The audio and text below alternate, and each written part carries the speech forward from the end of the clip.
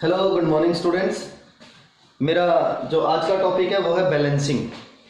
Balancing redox reaction में सबसे important topic अगर कोई है तो वो है बैलेंसिंग। बैलेंसिंग की जरूरत क्या है? देखिए, हमें कोई भी इक्वेशन लिखनी है, हम सब जानते हैं कि हमें लॉ ऑफ मास एक्शन को फॉलो करना है, ठीक है ना, law of conservation of masses को।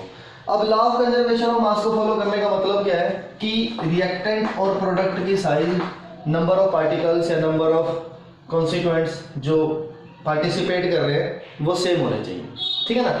तो आज से पहले आपने बैलेंसिंग की, फैमिलियर हो वैसे आप बैलेंसिंग के साथ। 10th क्लास में आपने जो बैलेंसिंग की वो हीट एंड ट्रायल मेथड से की या पार्शियल मेथड से की, ठीक है ना। लेकिन अब क्या है, अब बैलेंसिंग उन रिएक्शंस की कर रहे हैं जहां ऑक्सीडेशन और रिडक्शन होना है, ठीक है। ऑक्सीडेशन और रिडक्शन जहां होता है उनको भी हम दो तरीके से बैलेंस कर सकते हैं। सबसे पहले मेथड का नाम होता है oxidation number method, oxidation number method, और दूसरे मेथड का नाम है आयन इलेक्ट्रॉन मेथड। आज हम इस लेक्चर में इन दोनों मेथड को सीख लेंगे कि ऑक्सीडेशन नंबर मेथड में कैसे करना है, आयन इलेक्ट्रॉन मेथड में कैसे करना है, ठीक है। तो पहले मैं ऑक्सीडेशन नंबर मेथड की बात करता हूं। ऑक्सीडेशन नंबर मेथड की बात करने से पहले थोड़ा सा मैं आपको दोबारा से ऑक्सीडेशन और रिडक्शन क्लियर करवा देता हूं पहले, ठीक है ना। ऑक्सीडेशन क्या था कि oxidation involves gaining of oxygen and removal of hydrogen. ऐसे ही रिडक्शन क्या है, गेनिंग ऑफ हाइड्रोजन और रिमूवल ऑफ ऑक्सीजन। देखो बेटा, ये तो पुराना मेथड था कि जब कोई स्पीशीज ऑक्सीजन को लेता है तो ऑक्सीडेशन होती है और हाइड्रोजन को देता है तो रिडक्शन। ऐसे ही जब कोई स्पीशीज हाइड्रोजन लेता है तो रिडक्शन होती है और ऑक्सीजन देता है तो रिडक्शन होती है, ठीक है। लेकिन क्वेश्चन ये है कि जिन रिएक्शंस में ऑक्सीजन और हाइड्रोजन नहीं होते, क्या वहां ऑक्सीडेशन और रिडक्शन नहीं होती? तो इसके लिए हमारे पास, तुम्हें पहले बताया था मैंने, न्यू कॉन्सेप्ट आया था जिसे हम इलेक्ट्रॉनिक कॉन्सेप्ट बोलते थे। कौन सा कॉन्सेप्ट बोलते थे? Electronic concept. इलेक्ट्रॉनिक कॉन्सेप्ट देखो, इसमें क्या था कि loss of electron is known as oxidation. अब इलेक्ट्रॉन्स का अगर लॉस होगा तो करैक्टर कौन सा इंक्रीज होगा? पॉजिटिव। ऐसे ही रिडक्शन में क्या है, gain of electron is known as reduction, है ना। तो इसमें कौन सा करैक्टर इंक्रीज होगा? नेगेटिव। तो बेटा एक चीज हमने सीखनी है, वो क्या कि जब ऑक्सीडेशन स्टेट पॉजिटिव की तरफ बढ़ेगी तो वो होगा ऑक्सीडेशन, और जब ऑक्सीडेशन स्टेट नेगेटिव की तरफ बढ़ेगी वो होगा रिडक्शन। क्योंकि पॉजिटिव की तरफ तभी बढ़ेगी जब इलेक्ट्रॉन जाएंगे और नेगेटिव की तरफ तभी बढ़ेगी जब इलेक्ट्रॉन आएंगे। मतलब ये वाला कॉन्सेप्ट को ध्यान में रखना है कि ऑक्सीजन आएगा तो ऑक्सीडेशन, ऑक्सीजन जाएगा तो रिडक्शन। पर यहां पे क्या है कि बहुत सारी रिएक्शंस ऐसी हैं जहां ऑक्सीजन और हाइड्रोजन है ही नहीं। तो फिर क्या होता है, इस कॉन्सेप्ट को फॉलो करना होता है कि जब पॉजिटिव करैक्टर किसी एलिमेंट का इंक्रीज कर रहा है रिएक्टेंट से प्रोडक्ट की तरफ तो समझो ऑक्सीडेशन हुई है, और जब नेगेटिव करैक्टर किसी एलिमेंट का इंक्रीज कर रहा है रिएक्टेंट से प्रोडक्ट की तरफ तो समझो रिडक्शन हुई है, ठीक है। तो इस छोटी सी बात को ध्यान में रखें। मैं आपको बैलेंसिंग दोबारा से स्टार्ट करता हूं, ठीक है। तो बैलेंसिंग मैंने आपको बताया कि बैलेंसिंग जो है वो दो मेथड से होती है, एक ऑक्सीडेशन नंबर मेथड से और आयन इलेक्ट्रॉन मेथड से। बैलेंसिंग करते करते आपको इक्वेशंस में ऐसा भी आएगा कि do the balancing in acidic medium या do the balancing in basic medium. आज मैं उन दोनों में आपको रिएक्शंस यहां क्लियर करके दिखाऊंगा, ठीक है। और एक छोटी सी बात मैं और सिखा देता हूं इससे पहले, वो है how to calculate the oxidation state. जैसे H2SO4 है, इसे मुझे सल्फर की ऑक्सीडेशन स्टेट कैलकुलेट करनी है तो मैं इसे X मान लूंगा, ठीक है। हाइड्रोजन की +1 होती है, हम सब जानते हैं। कितने हाइड्रोजन है? 2, प्लस सल्फर की X प्लस ऑक्सीजन की -2, कितने ऑक्सीजन है? 4। ऊपर कोई चार्ज नहीं है तो इक्वल टू 0, तो x की वैल्यू आ गई +6, तो इसकी ऑक्सीडेशन स्टेट क्या हुई +6, ठीक है ना, +6 हो गई। ऐसे ही मान लो K2Cr2O7 में Cr की करनी है, ठीक है, तो K की +1 होती है, कितने K हैं 2, Cr की X होती है, कितने Cr हैं 2, ऑक्सीजन की -2 होती है, कितने ऑक्सीजन है 7, इक्वल टू ऊपर कोई चार्ज नहीं है तो 0, ठीक है, तो X की वैल्यू क्या आ जाएगी +7 नहीं +6, ठीक है, X की वैल्यू +6 आ जाएगी। मतलब ऐसे ही हमें कैलकुलेट करनी है ऑक्सीडेशन स्टेट। मान लो CuO है तो ऑक्सीजन की -2 है तो कॉपर की तो +2 ही होगी। ऐसे ही H2O है, ऑक्सीजन की -2 है, हाइड्रोजन की +1 होगी। तो बेटा ये कुछ ऑक्सीडेशन स्टेट्स आपको फ्रिक्वेंटली और अच्छे से आनी चाहिए, तभी आप बैलेंसिंग जो है वो अच्छे तरीके से कर पाओगे। देखो बैलेंसिंग में बेसिक रिक्वायरमेंट क्या थी, पहली हमें ये मालूम हो कि ऑक्सीडेशन किसे कहते हैं, दूसरी हमें ये मालूम हो रिडक्शन किसे कहते हैं, मतलब हमें ये पहचानना आना चाहिए कि किस एलिमेंट पे ऑक्सीडेशन हुई और किस पे रिडक्शन हुई। और दूसरी सबसे इंपॉर्टेंट बात ये थी ऑक्सीडेशन रिडक्शन तो हमें तभी पता लगेगी ना जब हमें ऑक्सीडेशन स्टेट कैलकुलेट करनी आएगी, ठीक है ना, कि कितनी ऑक्सीडेशन स्टेट में चेंज आया है। अगर ये कैलकुलेट करनी आएगी तभी तो पता लगेगा कम थी या ज्यादा थी, ठीक है। इन सारी बातों को क्लियर करके अब हम बैलेंसिंग पे चलते हैं, ठीक है। तो सबसे पहले मैं आपको बैलेंसिंग के लिए एक इक्वेशन देता हूं, वो इक्वेशन है CuO plus NH3 arrow Cu plus N2 plus H2O। मान लो ये इक्वेशन आती है और आपको कहा जाता है कि balance the following equation by oxidation number method. तो सबसे पहले देखो मैं इसे बैलेंस तो इसी स्टेप में कर सकता हूं, पर ये एग्जाम में 3 नंबर में आनी है तो उसी हिसाब से करना है, ठीक है। सबसे पहले स्टेप 1 में क्या लिखना है, right skeleton equation, right skeleton equation. अब ये स्केलेटन इक्वेशन मतलब जो ढांचा आपको गिवन है वो लिखना है। स्टेप नंबर 2 में आप क्या लिखोगे, calculate oxidation state of each element, calculate oxidation state of each element. तो इक्वेशन लिखेंगे हम CuO plus NH3 Cu plus N2 plus H2। देखो ऑक्सीजन की -2 तो कॉपर की +2 अभी बताया, अगर हाइड्रोजन की +1 है तो नाइट्रोजन की -3 हो गई। जब कोई स्पीसीज एलिमेंटल फॉर्म में पड़ा है तो उसकी ऑक्सीडेशन स्टेट हमेशा 0 होगी। ऐसे ही ऑक्सीजन की -2 और हाइड्रोजन की +1। देखो हमने हर एलिमेंट की ऑक्सीडेशन स्टेट कैलकुलेट करके यहां लिख दी और ये बहुत आसान है। फिर है स्टेप नंबर 3, यहां करना है कि identify the element, identify the elements on which oxidation number change takes place, कि उन एलिमेंट को आइडेंटिफाई करना है जहां ऑक्सीडेशन नंबर चेंज हुआ है।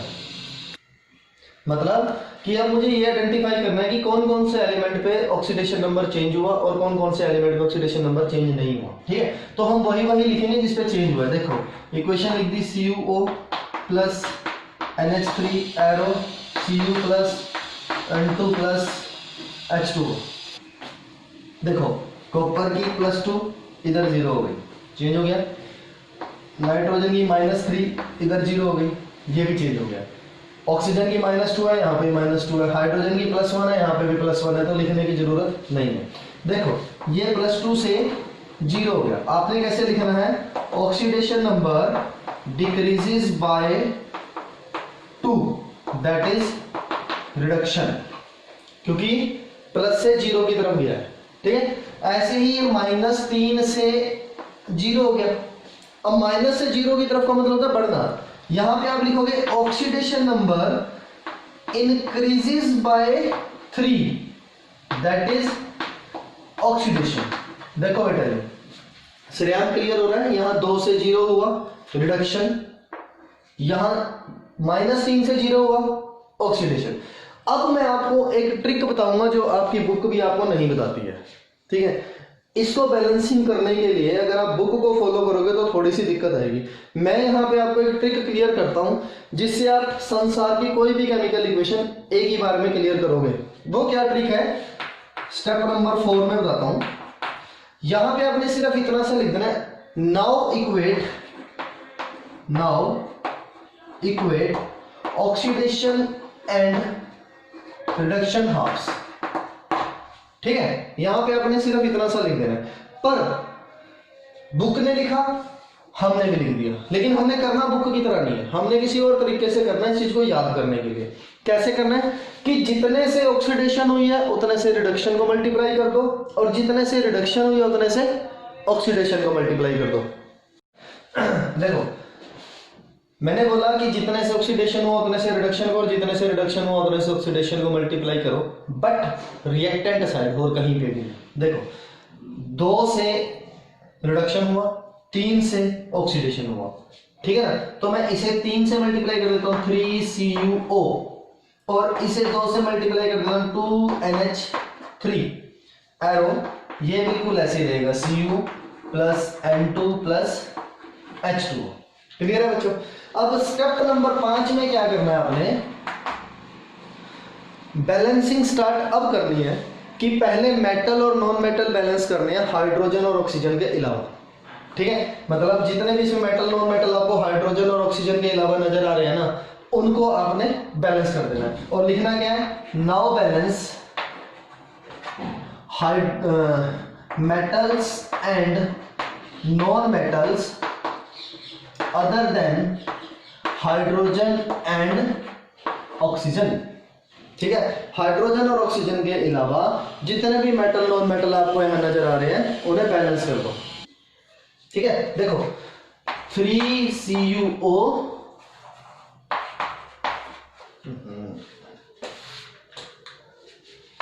3CuO plus 2NH3 arrow Cu plus N2 plus H2O। देखो इधर कितने मेटल हैं 3, इधर कितने 1 3 कर दिए, हो गया बैलेंस। इधर कितने नाइट्रोजन है 2, इधर भी कितने हैं 2, बैलेंस। यानी कि अब हमारे मेटल और नॉन मेटल जो है वो बैलेंस है। अब हमारा क्या बैलेंस करने को रह गया, हाइड्रोजन और ऑक्सीजन। मैं इसको ऊपर यहां पे बैलेंस कर देता हूं, ठीक है। स्टेप नंबर 6 में क्या लिखना है, now balance oxygen and hydrogen. पहले इक्वेशन बता रहा हूं, 3CuO plus 2NH3 arrow 3Cu plus N2 plus H2O, ठीक है ना। देखो 3CuO है बैलेंस है, 2N है बैलेंस है। अब यहाँ पे कितने ऑक्सीजन है 3, और यहाँ पे कितने हैं 1, तो इसे 3 से मल्टीप्लाई कर दो, ठीक है। 3 ऑक्सीजन हो गए इधर भी। अब इधर हाइड्रोजन कितने हो गए 3 टू द 6, और इधर कितने हैं 3 टू द 6, यानी कि बैलेंस है। अब ये एक बैलेंस्ड इक्वेशन है। नो डाउट बेटा जी, जैसा हमने हीट एंड ट्रायल मेथड किया, इसको हम पहले स्टेप में भी बैलेंस कर सकते थे, पर उससे हम इसमें जो नंबर ऑफ आयंस में चेंज आया उसे बैलेंस नहीं कर पाएंगे, क्योंकि हमें एसिडिक और बेसिक मीडियम में भी रिएक्शन को करना है, ठीक है। तो मतलब ये क्राइटेरिया है आपको यूज करना है बैलेंसिंग का, क्योंकि हम लोग जो प्रिपेयर हो रहे हैं वो सीबीएसई के एग्जाम के लिए प्रिपेयर हो रहे हैं, और सीबीएसई के एग्जाम में क्या है कि ये 3 नंबर अगर आपको लेने हैं तो स्टेप वाइज चलना है। जब मार्किंग स्टेप वाइज है तो आप भी स्टेप वाइज चलोगे। बहुत सारे लोग सोचते हैं यार हो तो ये एक ही स्टेप में चल सकती थी, ये तो फुलिशनेस है ना, इतना बड़ा इसको एक्सप्लेन करना। फुलिशनेस नहीं है ये। सीबीएसई जो है वो थ्योरी मांगती है आपसे। आप किसी एंट्रेंस की तैयारी नहीं कर रहे हो या किसी ऐसी बात नहीं है कि एंट्रेंस में भी आपको बैलेंसिंग तो करनी ही पड़ेगी, क्योंकि आगे जो मेथड आएंगे वहां अगर आप स्टेप वाइज नहीं चलोगे तो बैलेंसिंग प्रॉपर नहीं कर पाओगे, ठीक है। चलो मैं एक और इक्वेशन आपको सिखा देता हूं ऐसे ही। देखो मैं स्टेप ना बिल्कुल वही रखूंगा और उसी में सारी चीजों को फिट करूंगा जो मान लो स्टेप 1 था। इसमें क्या था कि राइट स्केलेटन इक्वेशन, है ना। ये सारी चीजें मैं बीच बीच में से रब कर देता हूं।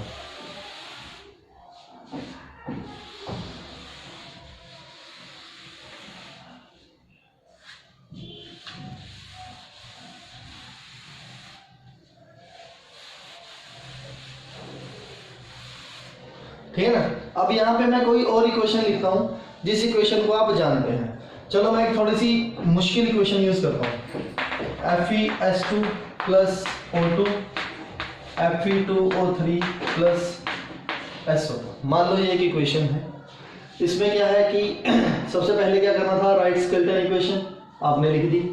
मतलब मैं आपको बताना चाहता हूँ कि सारी रिएक्शंस को करने का तरीका एक ही है, घबराने की बात नहीं है, बस इक्वेशन चेंज होती रहेगी। ठीक है, FeS2 प्लस O2 Fe2O3 और प्लस SO2। अब इसमें क्या है, calculate oxidation state of each element. Calculate कर देंगे हम, बहुत आसान बात है।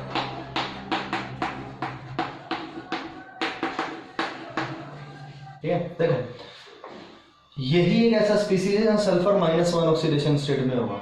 तो यहाँ सल्फर की -1, आयरन की +2, ऑक्सीजन एलिमेंटल है 0, यहाँ ऑक्सीजन की -2 तो आयरन की +3, यहाँ ऑक्सीजन की -2 तो सल्फर की +4। देखो +2 से +3 हो गया, -1 से +4 हो गया, 0 से -2 हो गया, 3 जगह चेंज हुआ है। तो आपने ऐसी सिचुएशन में चिंता नहीं करनी, जितना ऑक्सीडेशन हुआ उन सबको ऐड कर देंगे, जितना रिडक्शन हुआ उन सबको ऐड कर देंगे। देखो करके दिखाता हूं मैं आपको। मैंने इसीलिए ये वाला एग्जांपल लिया क्योंकि ये थोड़ा सा अटपटा है।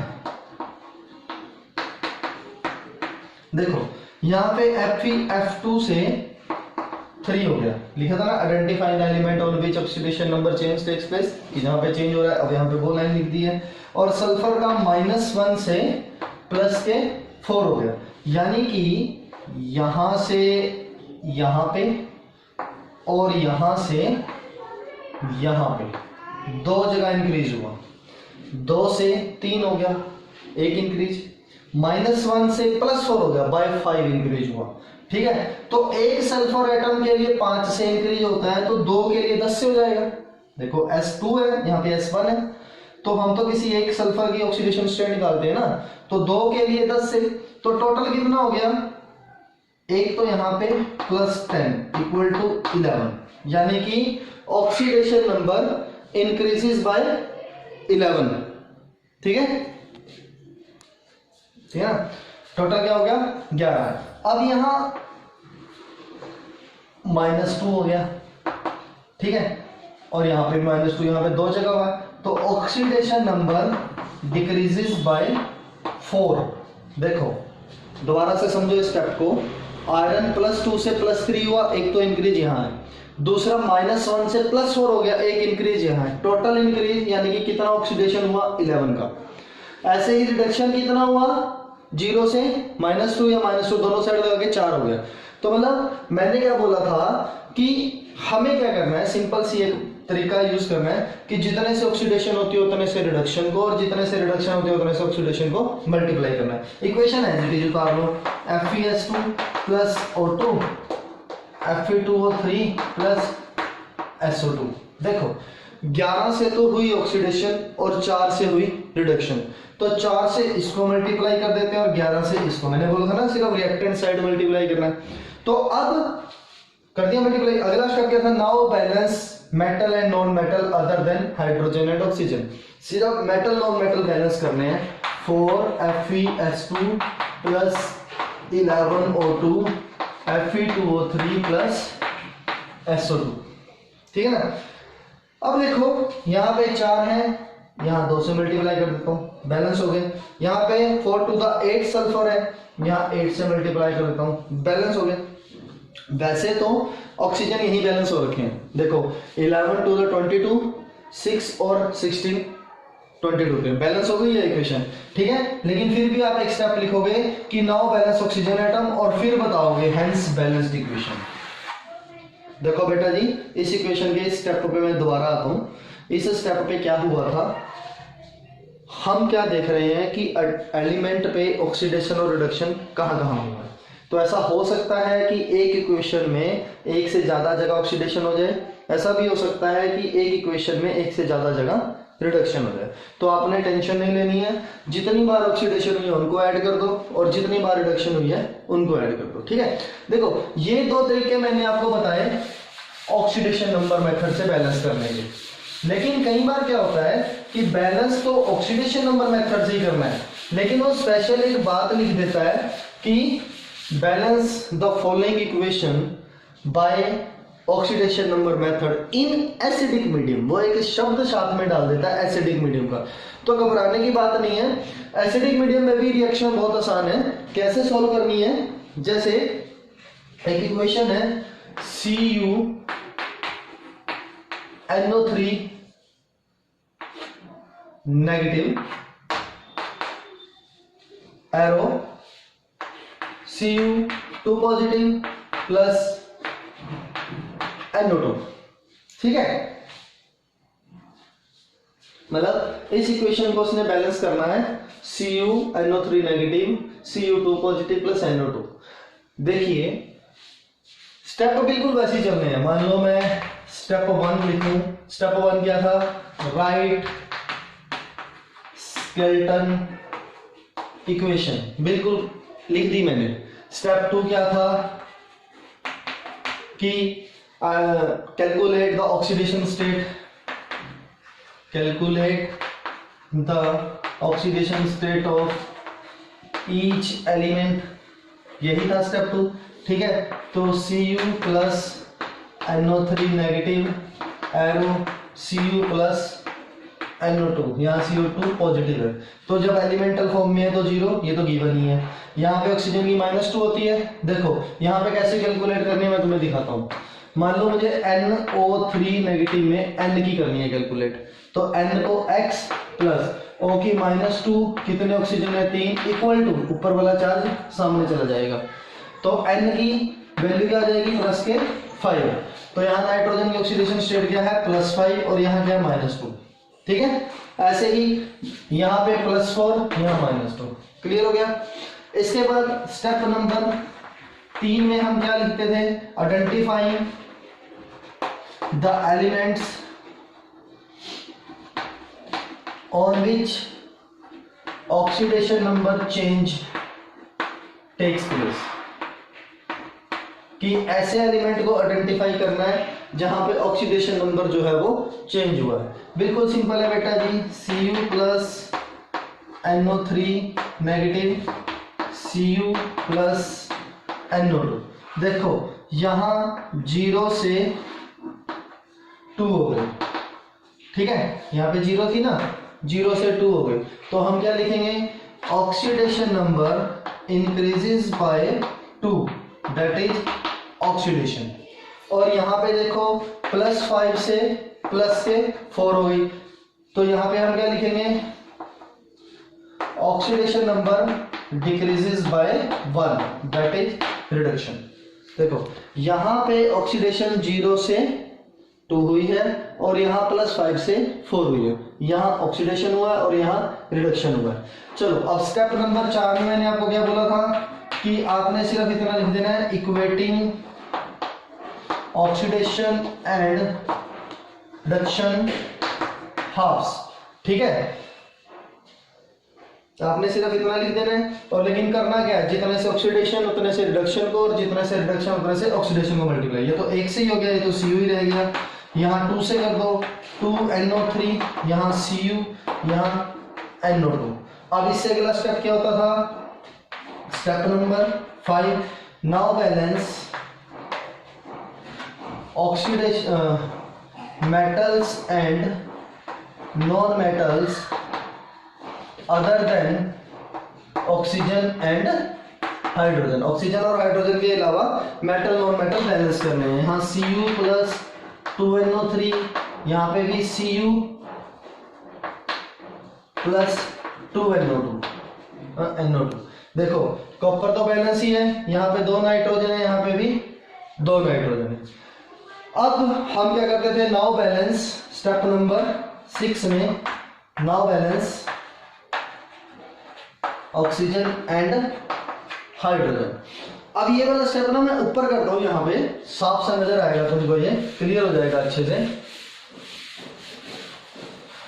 देखो Cu plus 2NO3 arrow Cu plus 2NO। अब यहाँ पे ऑक्सीजन है 3 to the 6 और यहाँ पे 4 है। अगर मैं यहाँ 2 ऑक्सीजन ऐड करता हूँ, यानी कि इसको 2 से और मल्टीप्लाई करता हूँ, नाइट्रोजन चेंज होते हैं। तो अब याद करो हम जो रिएक्शन है वो कौन से मीडियम में सोल्व कर रहे हैं, एसिडिक मीडियम में। तो बच्चों जब कभी हम एसिडिक मीडियम में रिएक्शन सोल्व करते हैं और ऑक्सीजन को बैलेंस करना होता है, तो हमारे पास डाइल्यूशन फैक्टर होता है वाटर। हम वाटर की हेल्प से डाइल्यूट करते हैं, ठीक है। तो कितने ऑक्सीजन एटम चाहिए यहाँ पे, 2। तो यानी कि 2 वाटर के मॉलिक्यूल लगेंगे, 2H2O, बैलेंस हो गया ऑक्सीजन। लेकिन एक चीज चेंज हो गई, कितनी, 4 हाइड्रोजन। यहां क्लियर होगा तुम्हें कि इसे एसिडिक मीडियम में क्यों बोल रहे हैं, ठीक है। यहां पे हमने लेफ्ट साइड में 4 हाइड्रोजन खुद से ऐड कर दिए, तभी तो ये एसिडिक मीडियम में है ना। ऐसे ही अगर कभी रिएक्शन तुम्हें बेसिक मीडियम में आएगी तो वहां आप H की जगह क्या जोड़ोगे, OH नेगेटिव।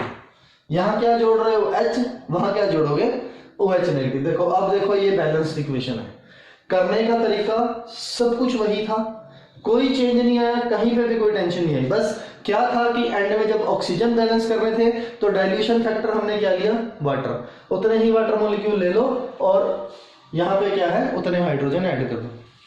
तो ये था बच्चा कि कैसे हम ऑक्सीडेशन नंबर मेथड से इक्वेशन को बैलेंस करते हैं, ठीक है। अब इससे दूसरा जब मैंने टॉपिक स्टार्ट किया था, मैंने लिखा था कि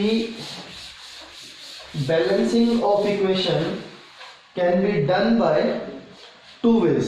number 1 oxidation number method, number 2 ion electron method. अब मैं तुम्हें आयन इलेक्ट्रॉन मेथड बताता हूं थोड़ा सा। पहली मान लो एक इक्वेशन है Cr2O7 2 negative plus Fe2 positive plus H positive arrow Cr3 positive plus Fe3 positive plus H2। मान लो एक इक्वेशन आ गई आपको। देखो मैंने कोई भी बुक को फॉलो नहीं किया, कोई भी बुक नहीं उठाई, डायरेक्ट एक इक्वेशन लिख दी। बिकॉज मुझे मालूम है कि अगर मुझे तरीका आता होगा ना बैलेंसिंग करने का, फिर कोई भी इक्वेशन आ जाए मैं उसे सॉल्व कर दूंगा। फिर मुझे इस चीज़ की जरूरत नहीं है यार ये इक्वेशन मैंने कभी देखी नहीं है या देखी हुई है, सिंपल सी बात है, ठीक है। यहाँ पे क्या है, स्टेप नंबर 1 में आप सब जानते हैं क्या लिखते हो हम, राइट स्केलेटन इक्वेशन, ठीक है। अब स्टेप नंबर 2 में भी आप सब जानते हो क्या लिखते हैं, calculate oxidation number of each element. देखो इक्वेशन क्या है, Cr2O7 2 नेगेटिव प्लस, देखो ऑलमोस्ट सबकी इक्वेट हो ही रखी है ऑक्सीडेशन स्टेट, बुक में या क्वेश्चन में हमें सब कुछ मिल गया होगा, कुछ करने की जरूरत है नहीं हमको ज़्यादा। बस ये करना है कि यहाँ पे इसकी क्रोमियम की +6 आ जाएगी, ठीक है। क्रोमियम की क्या आ जाएगी +6 की 7 to the 14 -2 12 2 6 the 12, ठीक है। अब स्टेप नंबर 3 क्या होता था, identify the elements on which oxidation number change takes place, कि ऐसे एलिमेंट आइडेंटिफाई करने हैं जिस पे ऑक्सीडेशन नंबर चेंज हो रहा है, ठीक है। अब देखो Cr2O7 2 negative plus Fe2 positive plus H positive Cr3 positive Fe3 positive plus bottom. यहाँ पे +6 से +3 हो गया, कितने क्रोमियम है, 2। एक के लिए डिक्रीज होता है 3 से, तो 2 के लिए 6 से। हम लिख देते हैं oxidation number decreases by 6, that is reduction. और यहाँ 2 से 3 हो गया, यहाँ लिख देते हैं oxidation number increases by 1, that is oxidation. देखो बेटा इससे पहले जो हम मेथड कर रहे थे ना ऑक्सीडेशन नंबर मेथड, उसमें क्या मैंने आपको बताया था कि जितने से रिडक्शन हुई है उतने से ऑक्सीडेशन को मल्टीप्लाई कर दो, और जितने से ऑक्सीडेशन हुई है उसको रिडक्शन से मल्टीप्लाई कर दो। अब यहाँ पे क्या करना है, मतलब जो आयन इलेक्ट्रॉन मेथड है यहाँ पे थोड़ा सा चेंज है। यहाँ पे हम ऑक्सीडेशन हाफ को अलग बैलेंस करेंगे और रिडक्शन हाफ को अलग बैलेंस करेंगे। देखो यहाँ से हम ऑक्सीडेशन हाफ निकालते हैं, कौन सा है ऑक्सीडेशन हाफ, कौन सा है ये Fe2 पॉजिटिव से Fe3 पॉजिटिव हो गया, और रिडक्शन हाफ कौन सा है Cr2O7 2 नेगेटिव से Cr3 पॉजिटिव। तो ये ऑक्सीडेशन हाफ है, ये रिडक्शन हाफ है। इसमें क्या करना है, आपने इसको अलग बैलेंस करना है, इसको अलग बैलेंस करना है, बाद में दोनों को जोड़ देना है। देखो इसको कैसे बैलेंस करना है, Fe से Fe। अब आपको तो दिख रहा है जी ये तो बैलेंस ही है, पर आयन इलेक्ट्रॉन की बात है, यहाँ पे नंबर ऑफ इलेक्ट्रॉन भी बैलेंस करना है। ये Fe2 से 3 पॉजिटिव तभी हुआ होगा जब यहाँ से एक इलेक्ट्रॉन निकला होगा।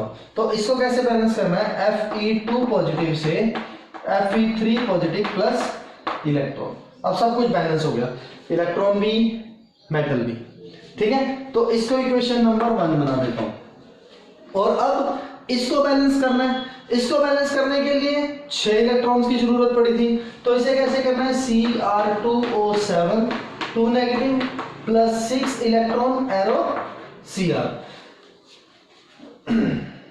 2Cr, ठीक है ना, मेटल भी बैलेंस करना है ना। देखो अब यहाँ पे Cr2O7 2 negative plus 6 electron 2Cr3 positive, सब कुछ बैलेंस है, सब कुछ। लेकिन सर यहाँ ऑक्सीजन फालतू है, तो मैंने अभी आपको बताया था कि जब कभी ऐसी सिचुएशन आएगी एसिडिक मीडियम में, तो हम क्या करेंगे, यहाँ पे उतने ही वाटर मॉलिक्यूल जोड़ देंगे। यहाँ पे 7 ऑक्सीजन आ गए, अब 7 to the 14 हाइड्रोजन फालतू हो गए, तो वो यहाँ पे लिख दो प्लस 14 हाइड्रोजन। अब देखो ये इक्वेशन भी बैलेंस है और ये इक्वेशन भी बैलेंस है। देखो इसको मैं एक बार दोबारा से बता देता हूँ, थोड़ा जल्दी में बताया। देखो मेटल को बैलेंस करना था, इलेक्ट्रॉन बैलेंस हो गया। रिडक्शन कितने इलेक्ट्रॉन से हुई थी, 6 से, साफ दिखा यहाँ पे। हमने 6 इलेक्ट्रॉन से, पहले हम कहते थे कि नाउ बैलेंस मेटल, हमने बैलेंस कर दिया। फिर हमने ऑक्सीजन को बैलेंस करना था, अभी बताया लास्ट इक्वेशन में कि ऐसी सिचुएशन में ऑक्सीजन जो बैलेंस होते हैं वाटर मॉलिक्यूल की हेल्प से होते हैं। तो 7 वाटर मॉलिक्यूल लिए, इन 7 वाटर मॉलिक्यूल्स के साथ मेरे 14 हाइड्रोजन फालतू हो गए, वो मैंने इधर जोड़ दिए। अब मेरा ऑक्सीडेशन हाफ भी बैलेंस है, अब मेरा रिडक्शन हाफ भी बैलेंस है। तो अब मैंने क्या करना है, मैं जरा यहां पे कर देता हूं इसको, क्योंकि इन स्टेप्स की अब जरूरत नहीं है। अब मैंने बैलेंस क्या करना है कि now add oxidation and reduction half. लेकिन एक चीज और बच्चा यहां फालतू है, वो क्या कि मैंने आज तक किसी भी इक्वेशन में इलेक्ट्रॉन लिखे हुए नहीं देखे, है ना। तो ये इलेक्ट्रॉन तो इक्वेशन में आने नहीं चाहिए। तो ये एक ही तरीका है आने का, ना आने का, वो क्या कि multiply equation 1 by 6 and add to equation number 2। इसे मल्टीप्लाई, इसको 6 से मल्टीप्लाई करना है, 6 Fe2 positive arrow 6 Fe3 positive plus 6 electron, और इसको ऐड कर देना है इस इक्वेशन में, Cr2O7 2 negative plus 6 electron plus 14H positive arrow 2Cr3 positive plus 7H2O। यही दो इक्वेशन है ना, इनको ऐड करना है। तो देखो ये एरो से उधर है, एरो से इधर है, ये आपस में कट जाएंगे। अगर ये कट गए तो इक्वेशन क्या बन गई, 6 Fe2 positive plus Cr2O7 2 negative plus 14H positive 6 Fe3 positive plus 2Cr3 positive plus 7H2O, hence balanced equation. इस इक्वेशन को देख लो, ये आपको बैलेंस मिलेगी। बहुत ही आसान है करना, कुछ खास नहीं है। सिर्फ क्या करना है, पहले बिल्कुल उसी क्राइटेरिया से चलना है, कि मेटल एटम को बैलेंस करना है, या डायरेक्ट स्टार्टिंग से बता देता हूँ। सबसे पहले हमने स्केलेटन इक्वेशन लिखा, फिर सबकी ऑक्सीडेशन स्टेट कैलकुलेट की, फिर आइडेंटिफाई किया ऑक्सीडेशन कहाँ हुई, रिडक्शन कहाँ हुई, यहाँ तक हम ऑक्सीडेशन नंबर मेथड की तरह चले। फिर ऑक्सीडेशन नंबर मेथड में हम बच्चों करते थे कि जितने से ऑक्सीडेशन उतने से रिडक्शन को मल्टीप्लाई, रिडक्शन से ऑक्सीडेशन को। यहाँ पे हमने क्या कहा, यहाँ पे हमने हाफ ही अलग कर लिए कि कहाँ ऑक्सीडेशन हुई है और कहाँ रिडक्शन हुई है। तो ऑक्सीडेशन हाफ को अलग बैलेंस कर लिया, रिडक्शन हाफ को अलग बैलेंस कर लिया। यहाँ लिख के करोगे आप कि नाउ बैलेंस ऑक्सीडेशन हाफ, यहाँ लिखोगे नाउ बैलेंस रिडक्शन हाफ, क्योंकि नंबर पूरे ले रहे हैं। जब हम इन हाफ्स को बैलेंस कर लेंगे फिर हम लिखेंगे कि मतलब जितने भी इलेक्ट्रॉन चाहिए होंगे उससे मल्टीप्लाई किया और ऐड कर दिया, हमारे पास बैलेंस्ड इक्वेशन आ गई। तो बेटा ये है बैलेंसिंग। ठीक, रिडॉक्स रिएक्शन में बैलेंसिंग का टॉपिक जो है वो फाइनल्स में 3 या 4 नंबर में जरूर आता है। इवन मैं कहता हूँ ज्यादा ही आ जाता है, क्योंकि ऑक्सीडेशन नंबर मेथड भी पेपर में आ जाता है और आयन इलेक्ट्रॉन मेथड भी।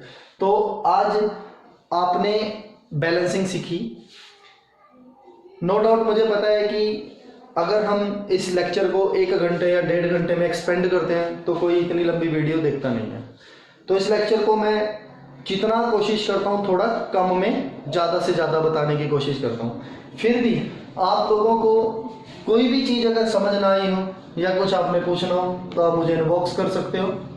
ठीक है, प्लीज़ आप लोग इस चीज़ को जब पढ़ते हो, फॉलो करते हो, अगर आपको समझ आता है तो प्लीज़ लाइक भी करा करो और ज़्यादा से ज़्यादा शेयर भी करो मेरी वीडियोस को। Thank you.